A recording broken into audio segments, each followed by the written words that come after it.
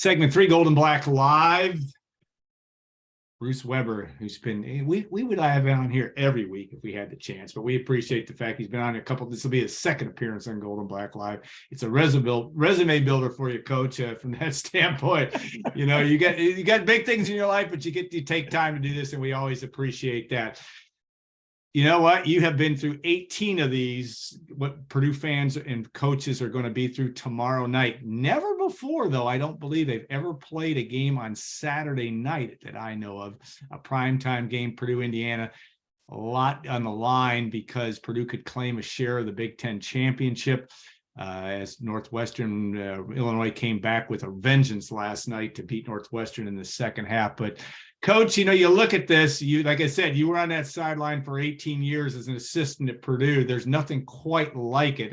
I know you've been through other rivalries, Kansas State, Kansas, and other places along the way, but it's a special experience. Yeah, there's no doubt. It's a special night. And then obviously with the first game, the way that went, it's going to add a lot more fuel for Purdue and the Purdue fans, and you got a championship on the line also. So it's going to be a crazy in there. There's no doubt. Obviously, I'm with Rayfeld every week, Davis, and we talk a lot about it and how and he brings up all his games, and I did that.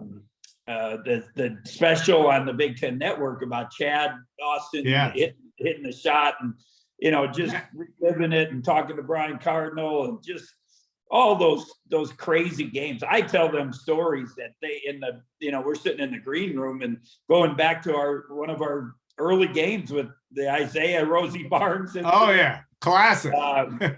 Just so many games that that just bring back such great memories. And you can say, oh, it's just one game. Oh, that's BS. To be honest, it isn't just one game. It means a lot. I was a junior that year in the Rosie Barnes game when Bob Knight ran out the tunnel and was banging on the door of the officials' locker room, because Isaiah got called for traveling. Isaiah never traveled. And I think Purdue may have stolen that one that day, but that was one of the classic games. Of course, the 1981 game. I think Kevin Stallings hit a couple free throws down at the stretch, and the rest is history. But you talk about that, and you guys were just establishing yourselves in the 81 season, and the fact that Indiana Purdue game has been such a big deal over the years, and gave you guys credibility, just because you beat them enough. You beat them in 81, you beat them in 82, you beat them down there finally in 84. It's a big deal. That's part of this rivalry. It goes all the way back to Gene Cady and Bob Knight.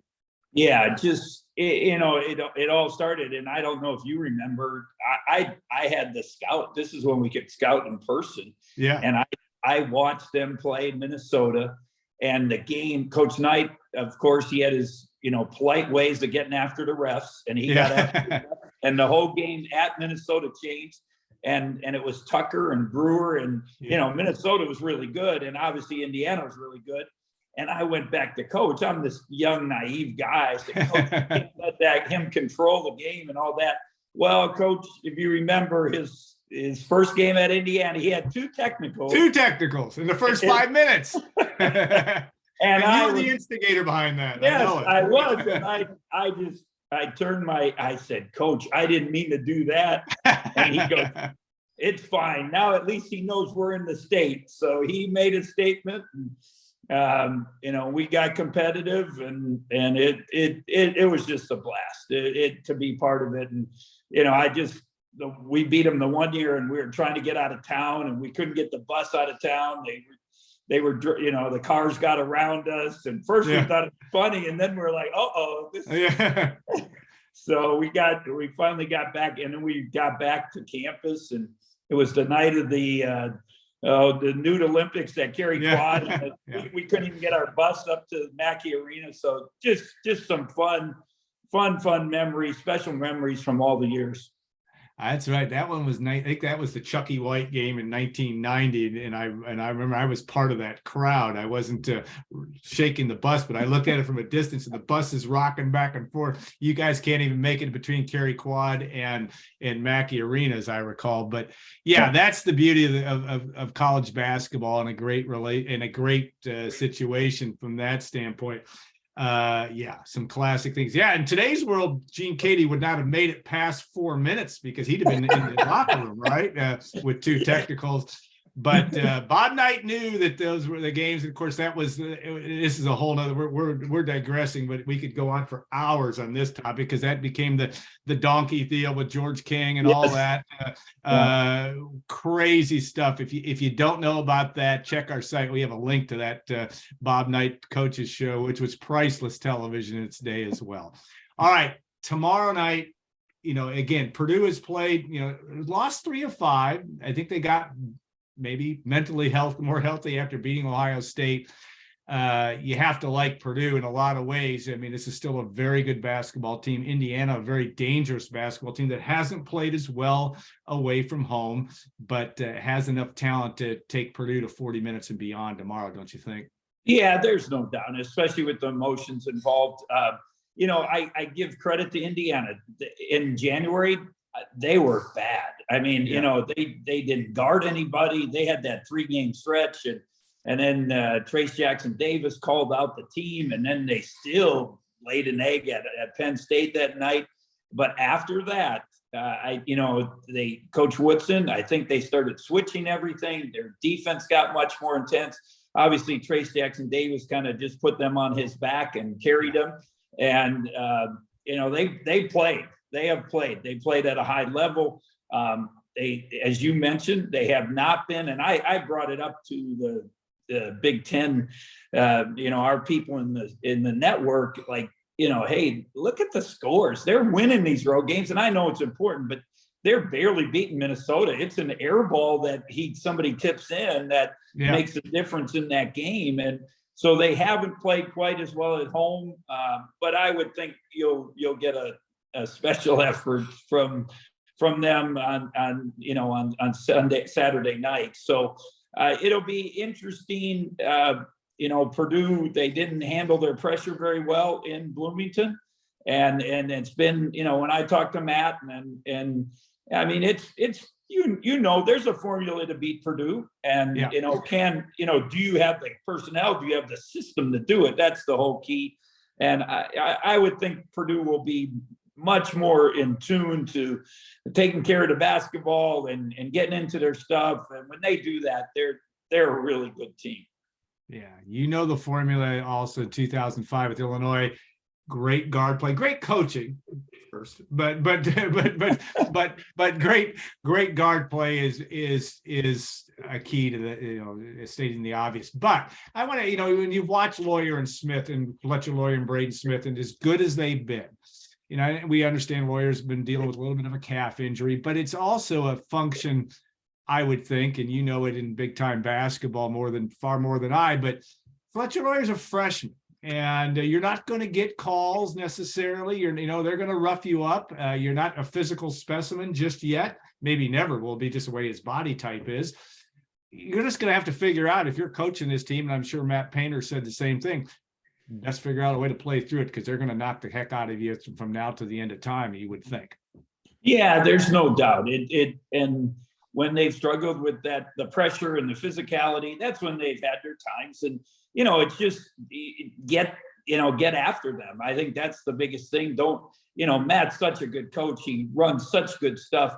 But if you let them run their stuff, they're going to beat you. There's no doubt. But if you don't let them run their stuff and you make them play basketball, I think that's a key. And then now can those guards get where they make good decisions and have the poise? And they've been, I'm amazed, and Matt and I have talked about it, how they're poised, especially at the end of games, and what they even early in the season, what Fletcher's done on the road and making key baskets and key plays and passes and all that. So it's they can do it. There's no doubt. I really think, and I know everyone wants to win every game. I really think losing some of those games helped them because now they had to learn. And I've told this to Matt, you want to be ready for the tournament.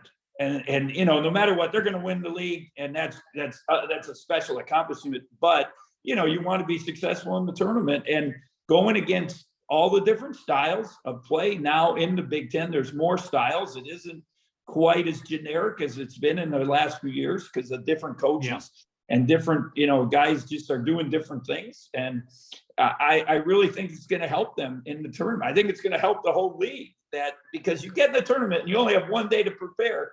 And all of a sudden you're going against something you never went against. You can't do anything. You can't change it. And, so I think it's going to help them in the long run. And it makes the coaches think, and, how do we help? And obviously Matt's really, really smart basketball coach. And he's going to find things that are going to help them be successful.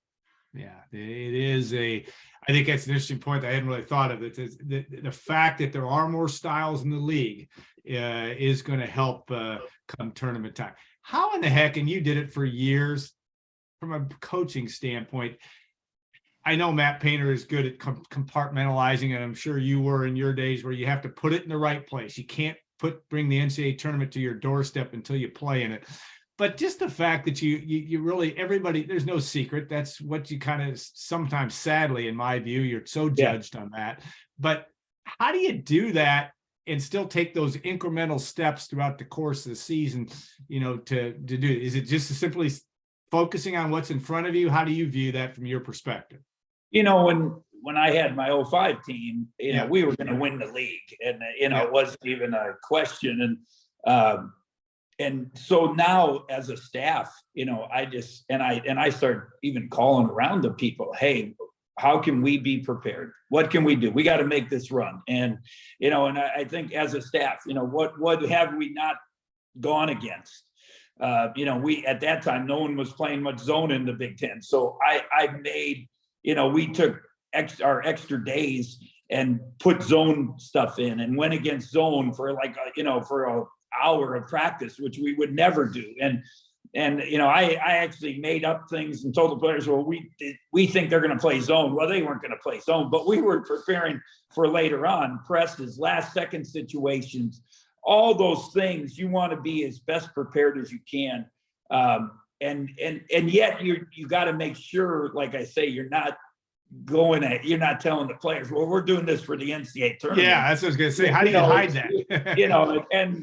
You can, the kids, they have good players and they have good kids, and they're going to listen and they want to be coachable. I think that's one of the best things about Purdue is their coachability. And so, they're going to listen to Matt, and they're going to, I'm sure he's doing things. And, the last couple of weeks, we talked about, even last second situations, and, it was something that, he felt comfortable with Braden having the ball early in the year. And then now he didn't make maybe a couple plays. Now, what else can they do? So all those things as a coach, you're starting to, you're putting in your bag. It's got to be there. So, but too, Al, you get to those games, you can have all this stuff, you can have all these diagrams and that. Players make plays, and they make plays for you, whether it's on the defensive end or the offensive end. And that's what you hope you're prepared. You hope you're playing at a high level at the end of the year, and you're fresh and healthy. And that's another thing for them, is to stay healthy and be, you got to be especially with young guys, you got to be careful wearing them down mentally. A couple of weeks ago, somebody asked me on TV, what should they do in practice tomorrow? And I think they wanted me to say, well, they should go practice 3 hours or whatever. I said, no, they should go play wiffle ball. Yeah. They should go have pizza, go bowling or something, whatever, because all those things, that togetherness and feeling good about each other, and that the coaches got your back. I think those are all important things. Yeah, I think Purdue took Monday and Wednesday off, which is smart. And I know that it always seemed back in the day that the Gene Katie style, to some extent, was, we just go practice harder. If we get beat, we get beat at Illinois by 20 points, we're practicing, we get home. You can't do that anymore.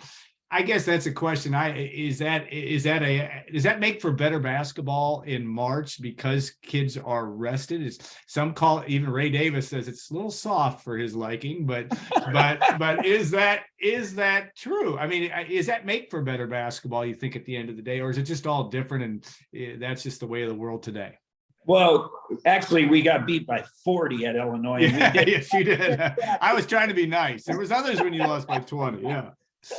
So we did practice, and I think Megan was wondering where I was at 2 a.m. No cell phones, and I couldn't call the house phone because I'd wake the kids up. So yeah, that happened a few times. But and to Coach Katie's credit, and this is something, and actually Glenn helped with it a little bit. Robinson, we went like 3 times before we played in the tournament, and Glenn just said, Coach said, "What do you think?" He goes, "Coach, we can't practice all these times. I got to be fresh, and it just, and then Coach started asking around. He went to Coach K, he went to some guys and said, "What do you guys?" And they talked about backing off, and and I know with my Illinois team in 05, we were going about an hour at the end. The great thing about those guys, though, they would sit, Darren Williams, Steve Brown, Luther Head, Roger Pop, they would go play one-on-one and go shoot and play contest. So we just sit there, and they were practicing. We had nothing to do with it. So they kept that drive going. But there's no doubt you got it. That I think more, Al, than anything is the mental part, not the body as much, but the mental part of being drained, the pressure, all that stuff. And you probably see it. I saw it on Indiana a little bit the other night. I thought they looked real tired. It's just especially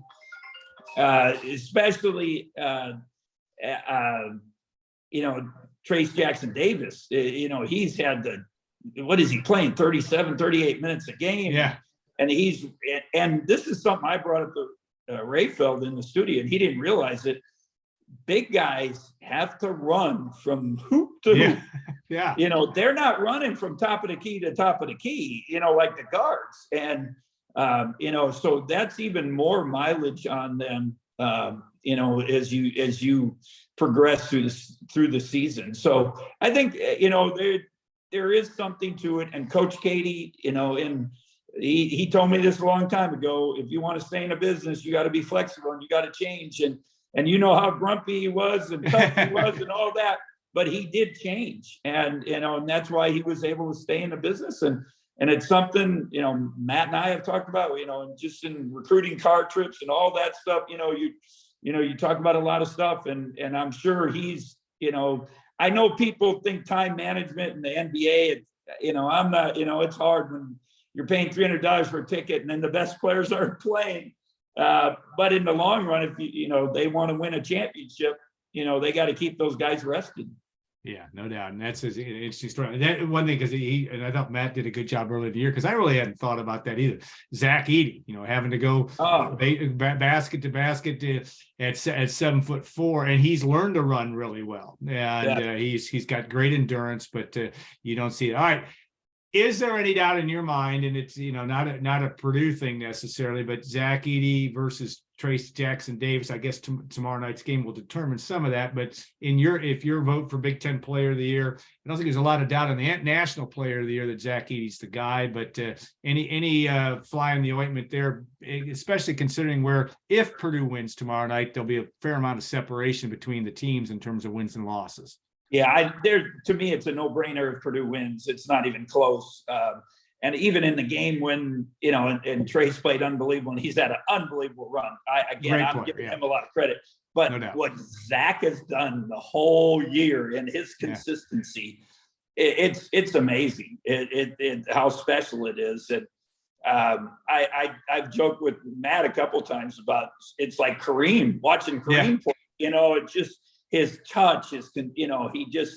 And I saw a little bit at Maryland for the first time. He actually had some emotion in his face. I think the crowd was getting after him, but he has kept his poise. He's gotten pushed and trapped and all that. And he just comes to play. You got to love, his mentality and how he approaches the game. And I got to say, go with him. But but again, Trace Jackson Davis has been really, really special for Indiana. No doubt. All right. Officiating is always a subject matter, and different coaches. Again, you worked for one that let it all hang out all the time with Gene Katie. You might have been a little bit in between where Matt Painter is and where Gene Katie was.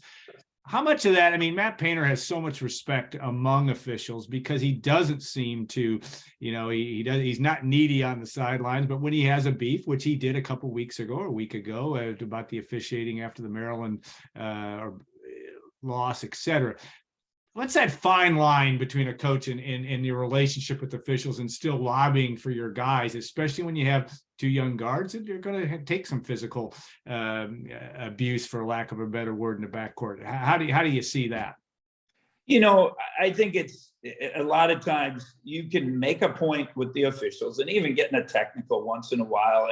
And I didn't get a whole bunch of them, but I did get some, as you mentioned, and you get frustrated at times. Sometimes you're not playing well and you get, you let your wrath out on the refs and you're really mad at your players. But yeah, I don't, the longer I was in it, I'm not sure how much good did it do you when you get mad at the refs, because they are human, no matter what. You can say what you want. They are human and they have emotions. And if you're on them all the time and that, I don't care what they can tell you. Oh, they ref the game. No, they're going to make calls and you see it. Why do you get calls at home and you don't get them on the road? The emotion of the crowd, it's there. Why are you able to be more physical on defense at home than the road? Well, it's all part of it. And so I think it's that, I think Matt's done a good job of just, doing it the right way, staying, controlling his emotions, talking to them. I see him getting excited some games, but he does in the huddle without doubt. He does in the huddle. But if you do that, if you do it all the time, I think it wears on the officials. And if you just, if you do it once in a while, they'll accept it. And they understand that it's part of the game, and they do their best. And it's a hard job. I don't, and I know every conference thinks their refs are not very good, but they try and you need them. They're part of the game, and you just hope you don't make every shot. They're not going to make every call, but you hope, both of you, you're shooting 90% from the free throw line. That would help. Yeah. Purdue's got a good situation there because they are usually pretty good, though they weren't good in the Indiana game down there shooting free throws, I think just 10 for 17. I think Matt put up the point. He's had 12 technicals in his career, and Purdue is 1-11 when that's gone on. So his whole point is, where's the data to support? I'm with you 100%. There are times you need to fire up your team and those kinds of things, but you better be careful how you do it. Mike Woodson had a couple technicals against the team did, I should say, against Northwestern, cost them a game in the end. That wasn't the sole reason they lost, obviously, but it's a fine line. And you're right. There's books written about the effect of home crowds on those humans called officials. It makes a huge difference. I would like to take us on for another hour. You got other things to do with your life. We appreciate it so much, Coach, and we're your expertise. It's fun, and we'll have another one of these. Just talk. We go back to a lot of old stories, but the interesting about our old stories is they tie your stories, especially tied directly to what you're seeing right now. There is a basis for where Gene Katie and Bruce Weber brought Purdue's program, brought along a guy like Matt Painter, brought along you worked obviously with Matt and et cetera. It's an interesting tie, and that consistency really has a lot to do with Purdue's success. Would you agree to that? Oh, there's no doubt. And people, athletic directors, make rash decisions because of fans and all that. Yeah. And in the long run, if they would have stuck with the coach, they would have consistency. And it's just, it's so funny. I see like some team like he's doing a great job. And then I look at the record and it's like, he had I'm just using me as an example. I did so much more. And this guy, they're telling him he did a good job. And now fans are on me. It just, you can't please them. And I think it's so important. I think the consistency, like you talked about, Matt, if they were 4-22 every year or something. You can't, that's a whole nother thing, but you're going to have bad years. It's part of it. Things happen, injuries happen, close games happen. Things ball doesn't bounce your way like we, talked about earlier. There's so many things, that happen. And I think the biggest thing is when you lose those games or when you have tough years, you can't go crazy. You can't panic. And that's something I learned, from Coach Katie over the years, and, how, in the long haul. And Coach had some bad years too. But look at the overall, his name's on that court, and I'm sure there's a lot of programs that love to be in produce steps, what they've done through the year, the championships, and again, it's my one regret with Coach, or I have two regrets. One, he should be in the Naismith Hall of Fame. I don't understand it. Yeah. He is a finalist now. I don't, for me, he is about what basketball is about. How much more can you do? High school, junior college, assistant, taking the team to the Final Four. The second winningest coach in the history, or third winningest history of the Big Ten, which has been the Olympics, assistant coach, gold medals, head coach in the USA. I mean, he's done everything. And how can he not be in there? And, it's baffling. But the other part is just helping him get to the Final Four. And, we had probably, when you look back, 3-4 chances of getting there, and something we probably weren't. We should have, with Troy, Todd, and Everett, we probably weren't ready. We didn't understand it because you got to go through it. The K-State, the scenario, we beat them so badly, and then we get up 10-0, and but then could we beat Danny Manning? I don't know. It's just a tough thing. Obviously, Glenn getting hurt. Jerron Cornell getting hurt with that year. And then obviously he had the chance with playing Wisconsin that time. So, but that's that would be my regret. When I got my first thought when we beat Arizona, which is the craziest game, maybe unbelievable, and it still goes down. Like people, I bet almost once a week somebody says something about that game to me. But my first thought is, guys, I'm just so fortunate, and Coach never had that opportunity, and I hope Matt gets that opportunity. The ball's got to bounce your way. You got to stay away from injuries, a lot of things, and matchups more than anything. So. But it's that consistency of the program is so important. Yeah, well said. Yes, that Arizona game, I think you can watch it on YouTube. Arizona, Illinois, Sweet 16 game, probably it's on my Mount Rushmore, the best college basketball games I've ever seen. And I thought you guys were dead in the water. So did I. And you weren't. What a college basketball game that was. All right, Coach, thanks again so much. We want to thank Triple X and State Farm agent Trent Johnson also for their sponsorship, and we'll look forward to next week. Of course, the Boilermakers will be coming off a late night game at Wisconsin, and that will be no walk in the park, I don't think, as well as Purdue will head to senior day with only one senior next week, David Jenkins Jr., when Illinois comes. Bruce knows a thing or two about the Fighting Illini. They had a big win last night against Northwestern. Very dangerous team with talent, as we know. So, again, thanks again for all of you for watching and listening, and we'll look forward to seeing you next week on Gold and Black Live.